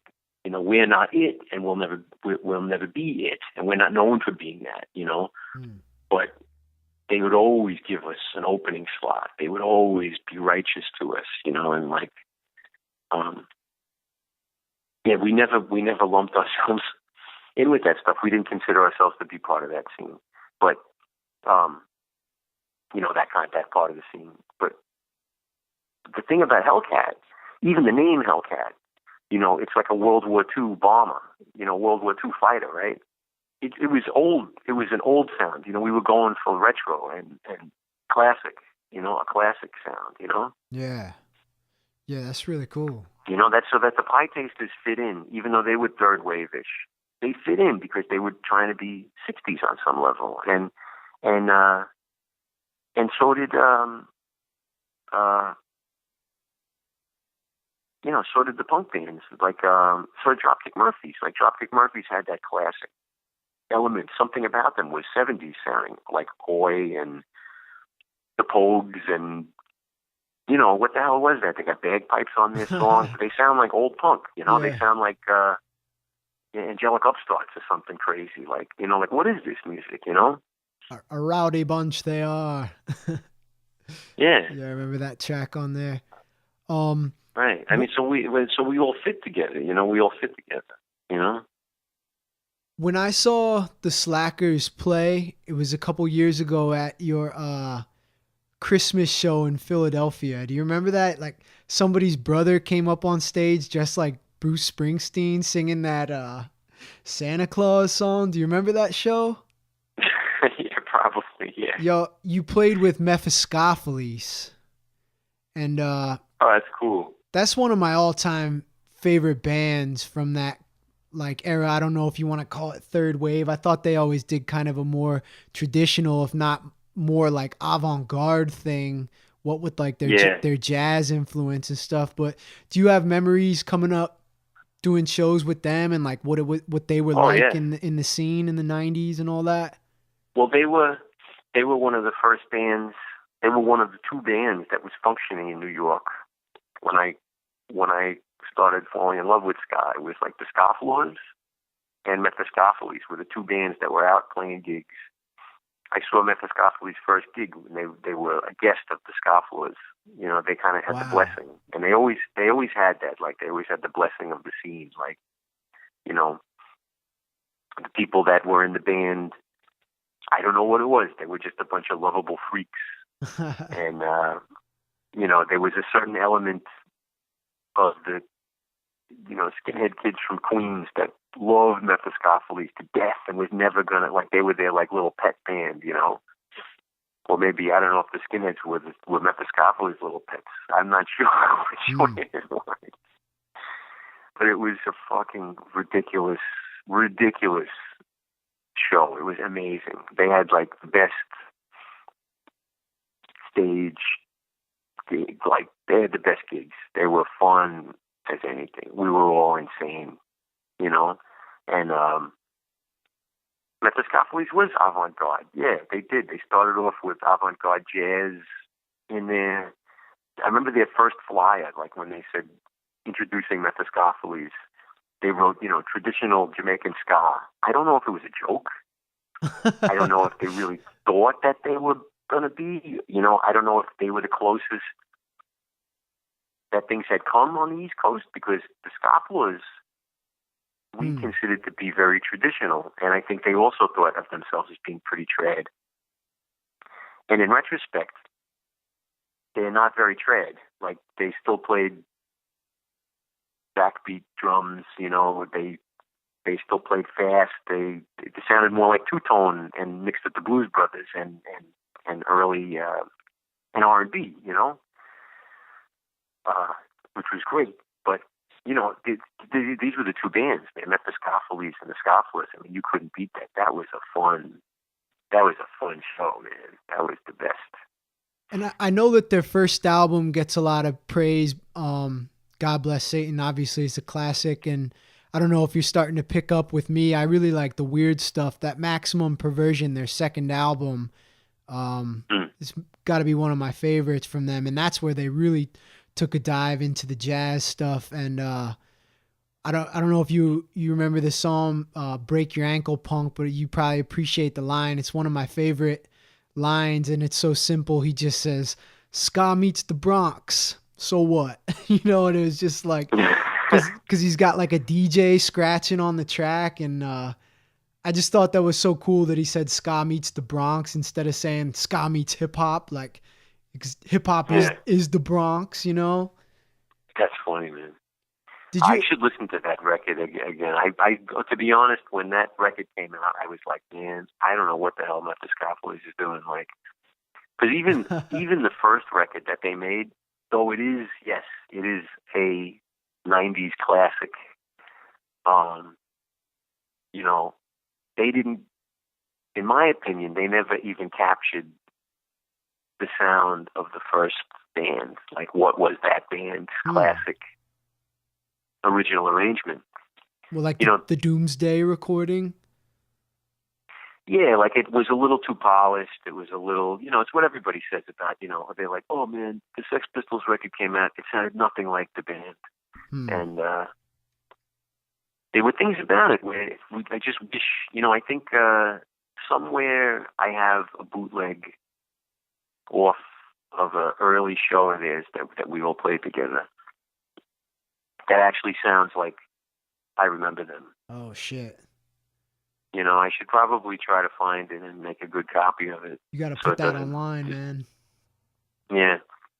But there was something that even the first record missed. You know, that they had changed their songs around. They maybe slowed them down or made one fast. There was a song called Finnegan's Froth, I think. Yeah. Finnegan something. And I thought it was one of the best tunes that they ever did. But when they recorded it, it was like really fast. It was really different. And I remember when they played it originally, it was really kind of trad, and it had this thing that was really distinctive. It was timeless. And I always remember like, oh, it's too bad. I love that one. I love the way that they were, you know. I mean, everybody says that about bands. I'm sure people say that about the Slackers, you know. Oh, I miss the old Slackers, about the way you guys would screw up all the time, or, you know. Yeah.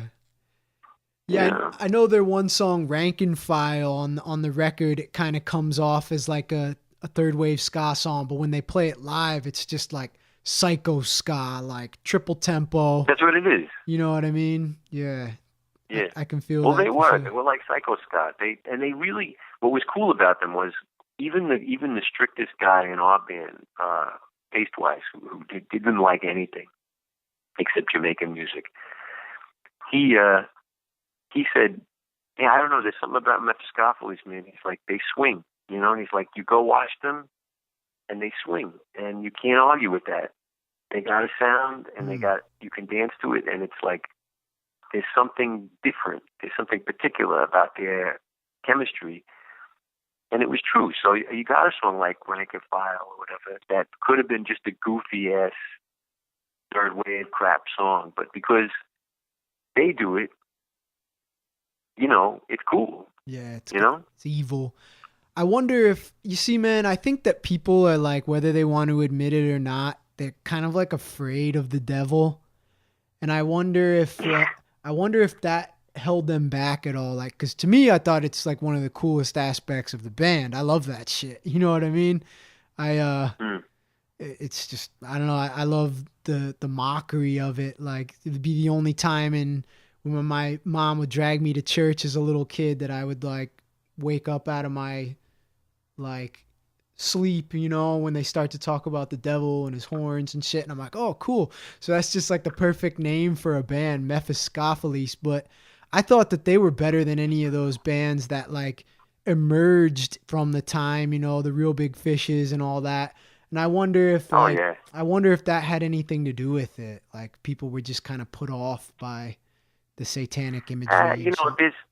there's all different reasons for stuff. The other thing too is that a lot of us were our own worst enemy. We restructure, the bands fall apart, they don't want to tour. Mm. There's record company stories, where you're like, oh, we're supposed to make it big. Um, I don't know. There's a lot of bands, I think, including the band that Ara and Jay come from, Agent 99. There's a lot of bands from that time that I would have expected would have done much better, Yeah. and that the world was waiting. The world was waiting for them. But for whatever reason, it didn't happen. The bands fell apart, or record companies destroyed them. The record companies really took up a lot of stuff apart. They promised people a lot of stuff and got people all freaked out. The Slackers were lucky. We had never had much success with anything but going around playing live gigs. And we got grassroots following, very much like the hardcore scene or anything for that matter. A blues band playing juke joints.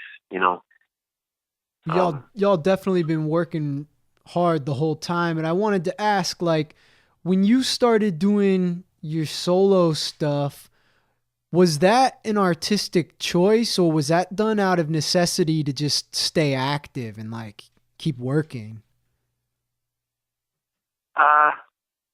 That was the Slackers weren't moving fast enough for me, so far as all the songs I had to get out. A lot of the songs didn't fit the Slackers, and we were really focusing on making it a streamlined thing, right? We wanted it to be, a streamlined sound, something that you could relate to. You went to it, you found the sound you wanted. It wasn't going to be like another one of these bands like Mr. Bungle or something that you don't know what the hell you're getting. We're not Frank Zappa. And the 90s were really bad about that. Fishbone was like the worst offender. Like you would buy a Fishbone record and you'd get like 3 songs off the record that you wanted to hear. And the rest was like, I don't know what the hell it is, That was what it was for me. Some people love Fishbone. They love everything they do. Me, it was confusing. So I wanted to be like, look, this is what the Slackers are. They play this kind of identifiable sound. That's smart. So then my solo stuff was really just everything else. Then that was like, okay, throw everything out there and see what sticks, Yeah, and the way you do it, like I kind of had that same idea because it's been the story of my life. Like, and I do like hip hop inspired music, but I never want to get up there and just rap to a beat. I'm a band leader. I play in bands. That's what I've been doing my whole life. And I had the idea, I was like, well, what if I like played guitar and had some kind of like percussion that I could tap on? I tried it once and I was like, holy shit, dude. Like this is something I'm going to need to put like serious practice into. Is that what I want to do? Or do I want to find a band? Like where does the fun lie? So how did you get that idea and did it come pretty natural to you playing the kick drum and the hi-hat at the same time while playing guitar and harmonica at the same time? Like the CPU power of your brain must be like incredible to pull that off, man. Yeah, I guess I got lucky. I went to practice it one day before a gig. Like I think I went up to the studio we were recording in up in Mount Vernon, which was Noise, New York. And I went up there and I said, I'm going to get the drum set and I'm going to try this because I hate practicing with bands. And and I was like, I am just done. I'm not going to start another band and I have to have rehearsals and teach everybody the songs and be frustrated and disappointed at the gigs. It's tough. So I just put the kick drum under one foot. I remember trying, is it this foot or is it that foot? Which foot do I tap when I play piano? I'm like, when I play guitar, what do I play? I'm like, should I hit the the thing with my elbow? Should I put a tambourine around my arm? And then I thought, oh, this is working. Two pedals, they go under my feet. If I just rock back and forth, uh, it happens surprisingly easy and fast. And I tried a couple different gigs where I would sometimes I'd play keyboard doing it. Sometimes I played bass. Uh, when I was doing it, I tried a few different versions, and then I realized my rhythm was best on guitar. So Okay. I thought, and playing guitar is you strum. It's kind of like playing the drums. So I'm kind of a mediocre drummer. I've gotten better over the years from doing it, and it just seemed to work. I was like, oh, this works. Okay, I can do this. And very much my personality, half rehearsed, on faith, I Shit, just go man. up and say, You pull yeah, it. this will work. I You don't know. pull I it kind of off. know how to do it. Is it lonely? Is it lonely touring like that, or do you take someone with you? Do you have to carry that kick drum yourself every night, or how is that different from touring with the band? Oh, it's great. Well, the slackers and solo life bounce off each other. Just when I get sick of doing everything myself, and having to drive everywhere and whatever, um, then I go back with the slackers and I say, oh my God, this is so easy. Everybody drives. Um, we have help. If I pick my hands up and shut my mouth on stage, there's still music. You know, I'm not responsible for everything that gets said, everything that gets played. And then after a while with the slackers, I go play solo, and I go, oh, this is wonderful. I get to drive everywhere. If I want to sleep in my van tonight outside the gig, I do it. If I want to talk for 20 minutes in between a song, I'll do it. Nobody tells me stop. Yeah. And it's like that. And me, I tend to make friends, and I don't know. Sometimes there was one tour I was like, man, this is hot, this is tough. Like I was doing a lot of drives. It was a winter tour. Hmm. I was driving in the snow every day, and I was like, man, this is really getting hard. You were by I'm like, yourself? yeah, I did a tour for I think it was a week or so, and it was really, really bad winter. It was a couple of years Wow. ago, and it was it should have been. It should have been nice by then. It was March. It was still snowing like crazy, Ah. and I was driving up and down the East Coast, oh my God, all the way down to North Carolina. It was still snowing, and but it was still fun. It was still fun. I went to sleep one night. I remember down in where was I? Rehoboth, Delaware, and these guys were trying to convince me to sleep in their house, and I was like, nah. To be honest, I'm just gonna sleep better in the van. I got a futon. I sleep in the van. I wake up. The van's covered in snow. It was Oh just no. the nicest morning. It was this is Yeah. why I do it. Okay. It's that nice. It Yeah. was perfect. It was like an Man. igloo. The snow keeps the heat in. It's nice. Yeah, yeah, yeah. Like in what is it called? The Wild, when the dog is trying to figure out where all the wolves are sleeping, or the dogs they're burying themselves under the snow. It's actually warm under there. Right. Right. Man, yeah, Yeah. It's I feel like I'd get sad touring alone. I don't know. Always need yeah. companions. I do this podcast just so I can make somebody talk to me for a couple hours. I don't know. You do what you need. I mean, I meet all the people I want to meet when I'm out on the road. That's cool. Sometimes it does get lonely, sure, but it gets lonely with the slackers too. I felt that before with bands on the road too. Like I'm in a van full of people, but I've never felt so alone in my life. Yeah. Yeah, and I mean, geez, everybody's feeling lonely all the time. You work. I mean, God, I worked these jobs before I lived in bands, and I was bored and lonely. Whatever you do in your life, it's going to be. You're always going to have to figure some way out to make it work for you, you know. Yeah, you're And, right, man. And you, you know, if I wasn't playing in bands, I'd be going to poetry readings. I'd be doing something, you know, yeah, painting. I'd be going out on the street, you know, making paintings or something, like finding some way to put myself out there and make art, you know. well, you're also very active as a studio musician too. So you own and operate your own studio. I thought I saw like a video. You seemed to be down in some like studio basement, and it was just like mad consoles and speakers. Was that your spot? Oh, that was years ago. That was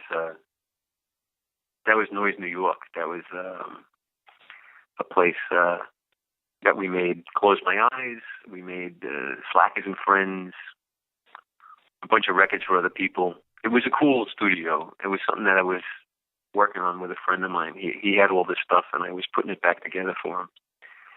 I dabble here and there. You know, I like to produce records. I like to help bands make their music sound better. You know, I'm an okay engineer, but I prefer to actually have like a guy that's like, you know, wearing the lab coat next to me. You know, like I feel like those guys really help. You know. Oh yeah. I got the taste. I got ideas. I'm a good producer and a good arranger and stuff like that. I think in that video, I remember the one you're talking about. It was a film a friend of mine made, and I think I was making a goof about doing math equations or something like that. Yeah. That was funny. And I'm like, let me see, how do I EQ this? Like the square root of this and that, you know? Like, how could I EQ that any better? Yeah.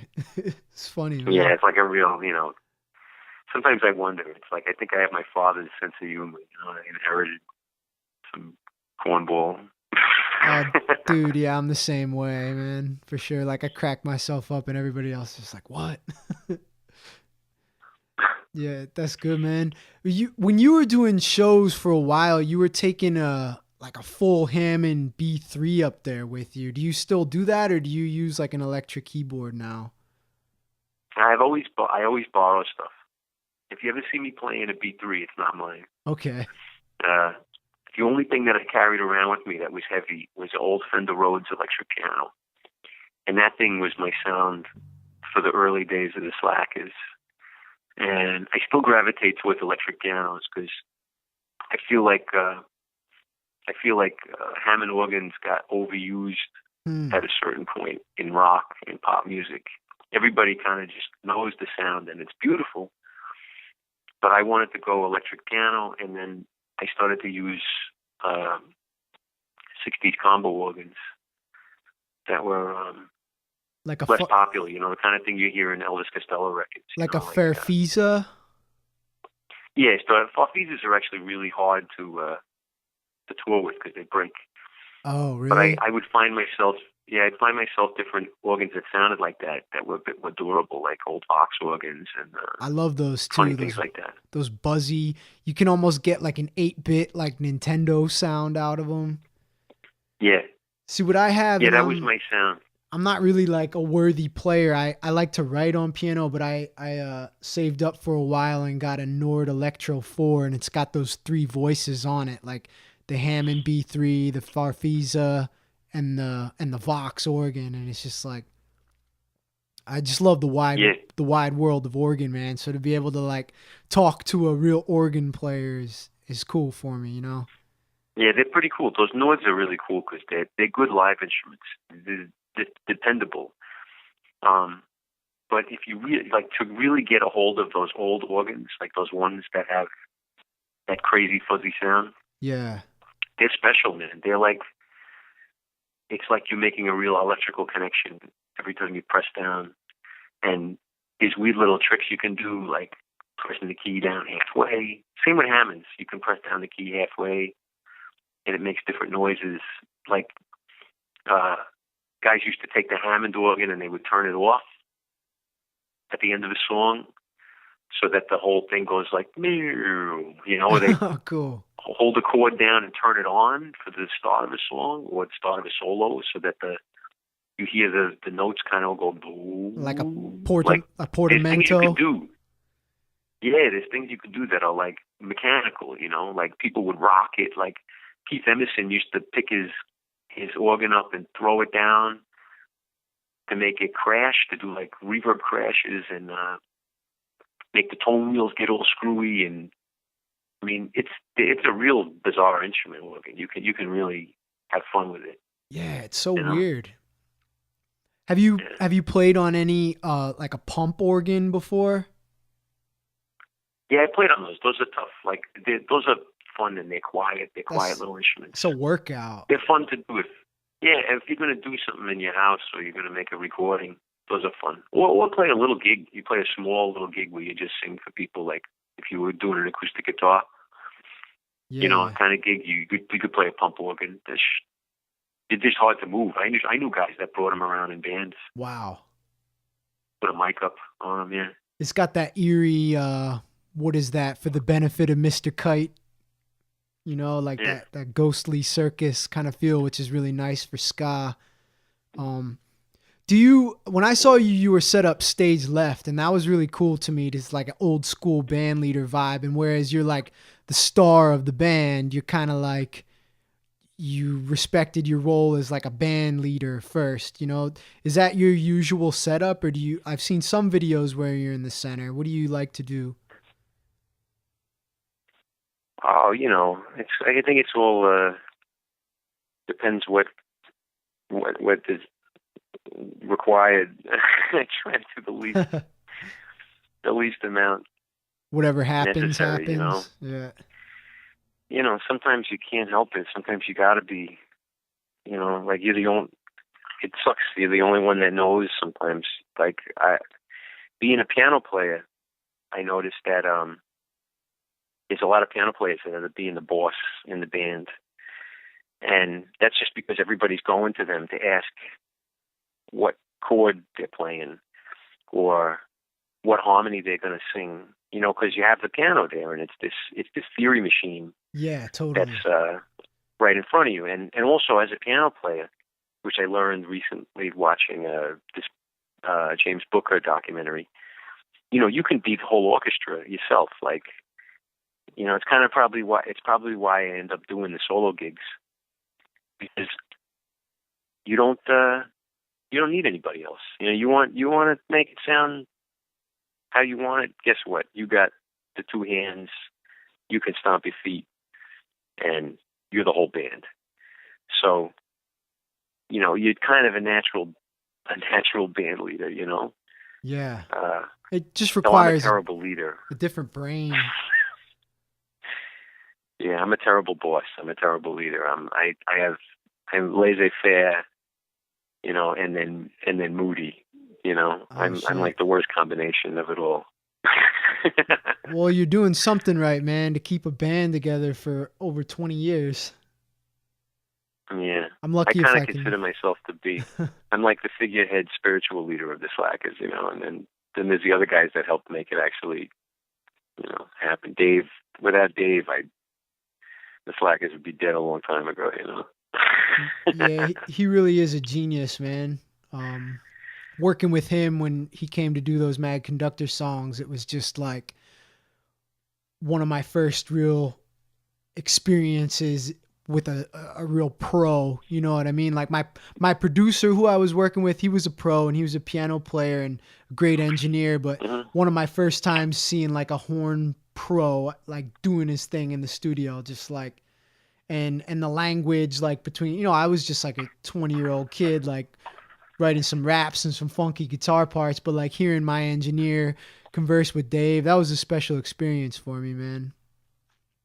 Yeah. It was really cool. Well, you know, we learn as we go. Like we're only professional because we take it seriously.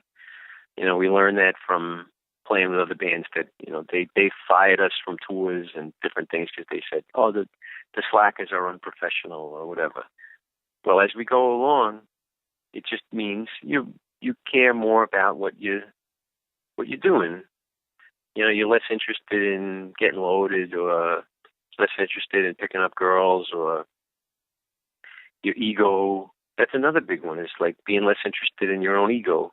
You know, hey, sometimes I have an idea. And it's not the best idea. And, you have to do what's best for the song. You know, I'm not showing up to show off. I'm showing up to make it better. You know, and I think that as the Slackers went along, we learned. I mean, we can keep learning how to separate our egos from the greater good. You know, you have, that's what being professional is. You know, and saying, hey, I hear something. No hard feelings, but I don't think that's the right note. You know? Yeah. Or somebody please tell me if I'm singing the wrong note. Like I remember one time I was doing something and the guy in the band says, "Yeah, I don't know, man. You try to do this thing. I heard you do it like 3 nights in a row. I don't think it's working." I remember going like, "Yeah, man, what do you mean? Screw you," you know? And then, and I thought, yeah, really? It's really not working? Because, I mean, it's one thing to be mad at you and be embarrassed that you're right and I'm wrong. But it's another thing to embarrass myself in front of like a couple hundred people every night, you know? Right. And do something whack. And then it's embarrassing you, and then it's making the music worse. And it's like, you realize it as you go. Like warming up. I would be like, oh, but I'm embarrassed to warm up in front of people. Well, better I embarrass myself in front of the 3 people who are standing backstage or the 5 people that are on the sidewalk outside the club, you know, where I find a quiet place. Better I embarrass myself in front of them than I warm up in front of the whole gig. You know? Man, I think it's hit lousy notes, you know? It's great for you to be saying this on record, because I think that's something that a lot of young musicians coming up have to hear. It's like they all want to be right. They're all good enough. Nobody has to practice. You know what I mean? And those are the things that hold bands back. And those are the kind of things that I've seen have torn my bands apart, you know, and the reason why I'm like rebuilding my band yet again right now. Yeah. And luckily, like now the number one thing that I look for above like playing ability is attitude and like ego first, playing second. Yeah. No, you gotta be music first. Music comes first, you know? It's like, and the Slackers are one of those bands that still practices. I know a lot of bands that are our age are like, practice. We know the songs. That's all we got to practice for. You know, and the Slackers are one of those bands. We still go and have rehearsals. And that's it. I don't like it. Nobody wants to go. Everybody wants to have their days off and just be days off. Yeah. But we take this stuff seriously, man. This is, you know, I'm not doing this because it's a joke. I ruined my life many times over for this stuff, for this music stuff. You know, I have unhappy relationships and tough, you know, I've made some tough decisions, you know, to do this. So, you know, if I'm going to do this, I better do it and mean it and not screw it up when I go on stage. I think Dave points that out well sometimes too. I think we all know that. And I remember Marcus used to say, when people say, "Why do you guys play so long?" He'd say, "Well, we drove, 4 hours to get here." Yeah. You know, I mean, it would be silly to kind of like, just like not do an encore. We spent the whole day getting here, for Christ's sakes. I didn't drive 4 hours to have a beer. Gonna get your rocks off. Yeah, it's like we came to do this. That's what we came to do, and that's what we do, and I think that we have a tradition of music that came before us to thank for that, right? We got everybody from big bands and Charles Mingus and John Coltrane and to Minor Threat. We thank them as much because those guys showed up serious, and 7 Seconds and bands that I still tour with. Kevin Seconds sometimes go out on gigs. That guy is serious, man. He's not showing up to just show up, you know. That's cool. He's there, man. He's doing it, you know. I was like, man, this is great. Thank you. You're paying tribute to everybody that paved the way for you in every show you Yeah, these do. guys are. Yeah, and by you taking it seriously and you meaning it, I mean, God, the Scatolites, those guys toured until they dropped. Literally, they all Yeah. literally died like playing. You know, some of the guys actually fell over on stage. You know, What a way to go. and when I asked, yeah, I remember asking them, like, you know, why do you do this? Why do you do this? Like, what you know, do you know that how good it sounds, or do you know what? And they said, yeah, man. They said, you know, remember the drummer guy told me one time. He says, you know, we don't do this because we like each other so much. You know, we do it because we know it sounds good. We had, you know, they were basically like, we're on a mission from God, you know. And I'm Wow. like, yeah, right on. I'm like, I take it right back to the origins, man. Right back to the Blues Brothers. We're on a mission from God. That's special, man. Or to twist it, romper stomper, God sent us to destroy everything. Hey man, Oh, this conversation's been incredible and I feel like I could just, continue it for the rest of the night, man. There's just one last thing I wanted to ask you while I got you on the line, man. I know your music's always been like often politically charged, and I'm just wondering like how these current events of the days are like affecting not yeah. only like your songwriting, or is it affecting your songwriting, or how it's affecting even the set lists that you put together? Like, are there songs now that in 2017 aren't making sense to you like how they did 10, 15 years ago, or how is it playing into Oh, your music life? well, we actually, you know, are surprised how much the songs we wrote 10 years ago make sense. And we didn't Mm, think, we were hoping that they would get old. I think that's how I introduced a few of them. mm, You know, we hoped that these songs would get old and be, you know, dated, you know, and unfortunately they're not. mm. So, you know, it's one of those things where like we get out there and we play our songs from 2004, when we were afraid Bush would get elected the second time. And we go like, oh my God, this, this is what happens, you know? Yeah. So here we are. We have arrived, you know, in 2017. Yeah, it's important. Yeah, we're writing more stuff, and it's just important to get out there and play and say what you feel and say what you think, you know. And do you think it's more important to like meet it head on with like resistance music, or do you think part of the resistance is being like, well, I'm not going to let this affect my art. My art's going to stay true to what's in your heart, or maybe what's in your heart is the resistance. So how does that play out for you? It's a combination, right? You can't let them get you down and be like, you know, you got to do what you've been doing, but it's the job of the artist in society, you know, to address things, you know, to say what's on the mind of everybody, or to bring up issues. Like, that's kind of what art, when it's good, that's what it does, you know. And that's everything from calypso, you know, to Irish music, to, you know, God knows what, like, you know, back to Michelangelo putting the Pope in hell in the Sistine Chapel. You know what I mean? Like, artists have been doing it since the beginning. You know, like, and you know, we're the news of the day. Like, that's what I was going to say about calypso way back. Is that calypso was the news that didn't get on the news. It's the local stories. It's like the opinions about things that people don't get to say. You know, you sing a song about somebody, or you make a joke about something. You know, it's the news.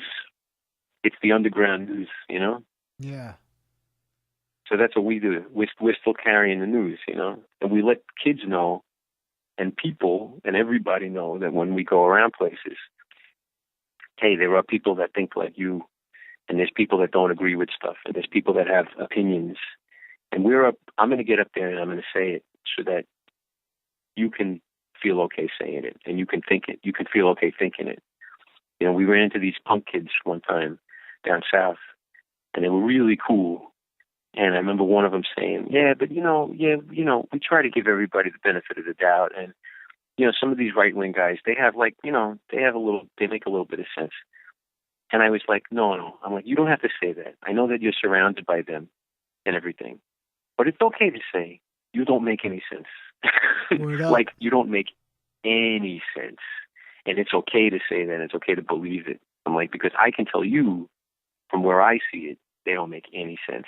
I'm like, if you need somebody to agree with you, I will agree with you on that. And I think that's what we're there for.